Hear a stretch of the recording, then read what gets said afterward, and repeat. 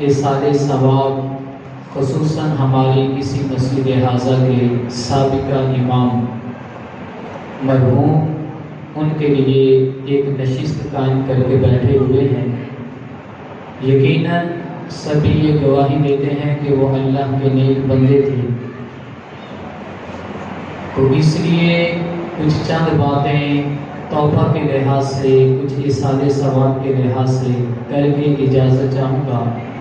خصوصی کتاب حضرت علامہ پروفیسر اکرام مد ظلہ العالی آپ فرمائیں گے۔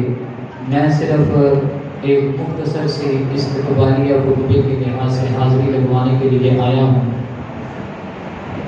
ہماری مسجد کے سابقہ امام حافظ صاحب اللہ کے اتنے نیک بندے تھے کہ جب آپ کا وصال کا وقت قریب آیا تو آپ مغرب کی نماز پڑھا رہے تھے۔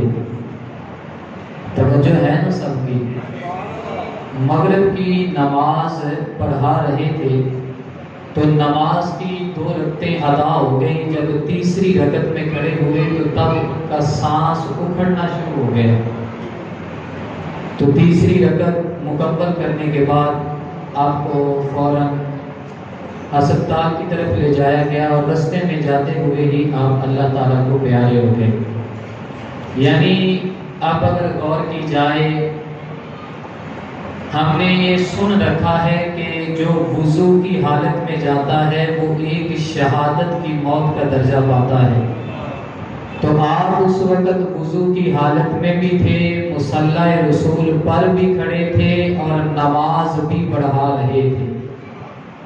یعنی موت آئی اور موت بھی بے مثال آئی ہے، کیونکہ شاعر نے کہا نا کہ اکھاں جدوں میٹیاں زمانہ میں نہ روے گا، اپنا تے اپنا بیگانہ میں نہ روے گا۔ تو پھر اللہ کے اتنے مقبول بندے ہونے کے ناطے رب نے پھر موت بھی قیامت تک کے لیے اور یہاں کے رہنے والوں کو یہ سبق دیتے ہوئے کہ جو میرا ہو جاتا ہے، جس نے ساری زندگی لوگوں کو قرآن پڑھایا ہو، جس نے ہر وقت لوگوں کو نماز پڑھائی ہو، جس نے لوگوں کی باتیں سن کے در گزر کیا ہو، تو فرمایا پھر درجہ کم نہیں دیتا۔ فرمایا نماز مغرب کی ہوگی، فرمایا وضو کی حالت میں ہوگا، فرمایا بتانا یہ چاہتا ہوں، فرمایا یہاں سے آنکھیں بند ہوگی، جنت میں اس کی آنکھیں جا کے کھل جائیں گی۔ یہ مرتبہ مل جاتا ہے۔ ہم نے یہ بھی سنا ہے کہ جو 3 رکعت فرض نماز پڑھے، مغرب کی نماز 3 فرض ہوتے ہیں، اسی طرح اور جتنی نمازیں ہیں، فرض پڑھنے کے بعد کوئی آیت الکرسی پڑھتا ہے تو فرمایا جب موت آئے گی ایک قدم یہاں ہوگا، دوسرا قدم جنت میں ہوگا۔ تو المختصر موت بے مثال آئی۔ آج بھی لوگ ان کا چرچا کرتے ہیں، جب نام لیتے ہیں تو بعض لوگوں کی آنکھوں میں آنسو آ جاتے ہیں کہ نہ سر جھکا کے جیو، نہ جولی پھیلا کے جیو، ستم گر کی نظروں سے نظریں ملا کے جیو۔ کیا ہوا اگر 4 دن ہم کم جیے، ہم ان سے ہو کر جیے جو شمع جلا کر جیے۔ ایسی شمع روشن کی کہ آج ہزاروں لوگوں کے بچوں کو قرآن بھی پڑھایا ہے، قرآن کی تعلیم بھی دی ہے۔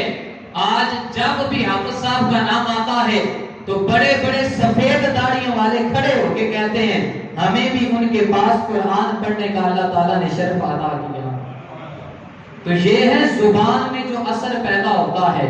تو اللہ نے فرمایا دنیا کا بہترین شخص وہ ہے، خیرکم من تعلم القرآن وعلم او کما قال علیہ السلام۔ فرمایا بہترین شخص وہ ہے جو قرآن سیکھے اور دوسروں کو سکھائے۔ کسی اور کو بہتر نہیں فرمایا، فرمایا بہترین شخص وہ ہے جس نے قرآن سیکھا پھر دوسروں کو سکھایا۔ تو آپ صاحب نے اپنی ساری زندگی صرف قرآن ہی لوگوں کو پڑھایا ہے اور نماز بھی پڑھاتے رہے، تو یقیناً آج اللہ تعالیٰ نے اس کے بدلے میں انہیں جنت بھی عطا کی ہوگی۔ اور آج ان کے اِرسال ثواب کی محفل میں ہم یہاں پر جمع ہیں۔ آئیں کوئی چند باتیں ایصال ثواب کے لحاظ سے سماعت کرتے ہیں۔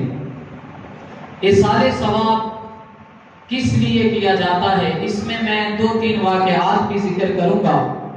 حضرت حماد مکی رحمت اللہ علیہ آپ نہ ایسے ہی قبرستان میں چلے گئے تو کسی قبر کے سرحانے سر رکھ کے تو سو گئے، تو آپ کی آنکھ جو ہے اللہ تعالیٰ نے آپ کے سامنے وہ قبر والے کے تمام حالات و واقعات کو ظاہر فرما دیا۔ یہ اس قبرستان میں دیکھ رہے ہیں کہ تمام لوگ جمع ہوئے، تمام مردے قبروں میں رہنے والے جمع ہوئے، آپس میں مل بیٹھ گئے۔ تو آپ نے جب دیکھا نا یہ سارے جمع ہوئے ہیں تو آپ ان سے مخاطب ہو کے فرمانے لگے کہ بھئی یہاں پر تم کیوں جمع ہوئے ہو؟ سارے اپنی قبروں سے نکلے ہو، ایک جگہ پہ جمع ہو گئے ہو۔ تو ان میں سے ایک مردہ یہ کہنے لگا کہ بھئی ہم اس لیے جمع ہوئے ہیں کہ یہاں پر ایک شخص نے کھڑے ہو کے سورۃ اخلاص پڑھی ہے، سال ہونے والا ہے، ہم آج تک اس کا ثواب تقسیم کر رہے ہیں۔ یعنی سورۃ اخلاص کا ثواب اتنا ہے، کوئی اگر قبرستان کے سرحانے کھڑا ہو کے پڑھ دے، اس حکایت سے پتہ لگتا ہے کہ سال تک اس کا ثواب ختم نہیں ہوتا۔ یعنی وہ یہ عرض کر رہے ہیں کہ سال ہونے والا ہے لیکن ہم ہر رات سورۃ اخلاص کا ثواب تقسیم کرتے ہیں۔ تو اس لیے جب قبرستان سے گزر ہو تو یہ ہمیں عمل کرنا چاہیے۔ امام احمد بن حنبل رحمت اللہ علیہ فرماتے ہیں جب بھی کسی قبرستان کے قریب سے گزر ہو تو فرمایا کہ سورۃ فاتحہ اور 3 دفعہ قل هو اللہ احد سورۃ اخلاص پڑھو اور 7 سورۃ فلق اور سورۃ ناس کی تلاوت کرو۔ فرمایا اللہ تعالیٰ اس پڑھنے کی وجہ سے اس قبرستان والوں کو فائدہ عطا فرمائے گا۔ اور ایک حکایت میں یہ بھی ملتا ہے کہ حضرت حسن بصری رحمت اللہ علیہ ان کے پاس ایک عورت آئی اور آ کے عرض کرنے لگی کہ حضور میری لڑکی اس دنیا سے چلی گئی، میرا اب شوق یہ ہے کہ میں اسے دیکھوں کہ وہ کس حال میں ہے۔ توجہ ہے سب کی کہ یعنی میں یہ دیکھنا چاہتی ہوں کہ میری جو لڑکی اس دنیا سے گئی ہے وہ کس حالت میں ہے۔ حضرت حسن بصری رحمت اللہ علیہ نے فرمایا کہ پریشان کیوں ہوتی ہو؟ فرمایا جاؤ رات عشاء کے بعد 2 رکعت نماز ادا کرنا اور نماز ادا کرنے کے بعد فرمایا کہ تم نے یہ دعا کرنی ہے کہ اے میرے مولا میری بیٹی کے جو قبر کے حالات ہیں وہ مجھ پہ ظاہر فرما دے۔ حضرت حسن بصری رحمت اللہ علیہ آپ نے انہیں اس عورت کو بھیج دیا، گھر میں گئی 2 رکعت نماز پڑھے، شوق بڑا تھا اور آپ ساتھ یہ بھی ورد آپ نے فرمایا کہ 2 رکعت نماز نفل پڑھنے کے بعد تم نے جب تک جاگتے رہنا ہے درود پاک کی کثرت کرتے رہنا ہے۔ اس نے ایسا ہی کیا۔ رات جب اس کی آنکھ لگی تو اس نے دیکھا کہ اس کی بیٹی جو ہے وہ تو عذاب میں مبتلا ہے، اس کے پاؤں میں جو بیڑیاں ڈالی گئی ہیں وہ آگ کی ڈالی ہوئی ہیں، اس کے سر پہ بھی آگ کا تاج ڈالا گیا ہے، اس کے کپڑے بھی آگ کے ہیں۔ اور جب صبح ہوئی تو وہ بھی عورت حضرت حسن بصری رحمت اللہ علیہ کی بارگاہ میں آئی اور آگے عرض کرنے لگی کہ حضور میں نے تو رات خواب میں اپنی بیٹی کو اس حالت میں دیکھا ہے۔ آپ نے فرمایا اچھا میں کچھ کرتا ہوں۔ جب رات ہوئی نا تو حضرت امام حسن بصری رحمت اللہ علیہ نے خود اسے خواب میں دیکھا کہ وہ ایک جنت میں بیٹھی ہوئی ہے، یعنی ایک باغ میں بیٹھی ہوئی ہے، بڑا خوبصورت باغ ہے اور یہ بڑی خوبصورت لڑکی وہاں پر بیٹھی ہوئی ہے۔ حضرت حسن بصری رحمت اللہ علیہ کو دیکھ کر کہنے لگی آپ مجھے جانتے ہیں میں کون ہوں؟ آپ نے فرمایا نہیں۔ کہنے لگی کہ میں وہی لڑکی ہوں جو عورت آپ کے پاس میری فریاد لے کے آئی تھی۔ تو کہا اس نے تو آپ کی حالت یہ بتائی تھی؟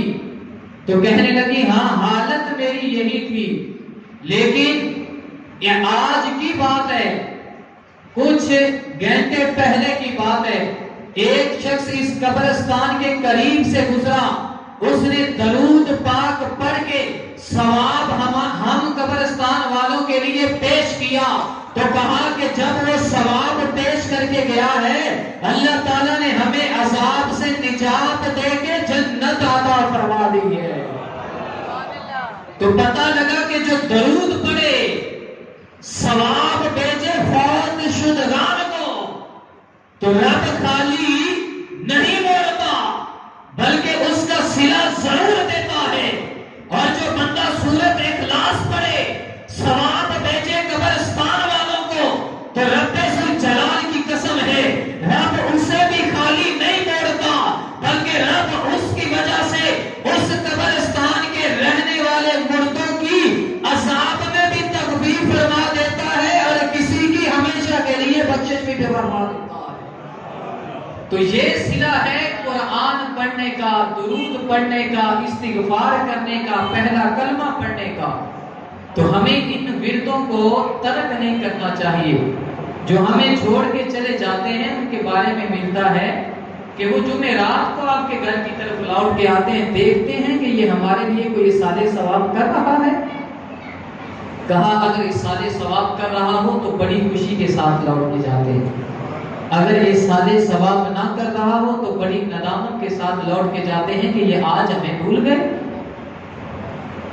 تو یہ شعر شاعر کا ذہن میں رکھیں کہ قبر میں کوئی پوچھنے والا نہیں ہوتا، وہاں شمع بھی جلاؤ تو اجالا نہیں ہوتا، اجالے کے لیے ضرورت ہے نیک اعمال کی۔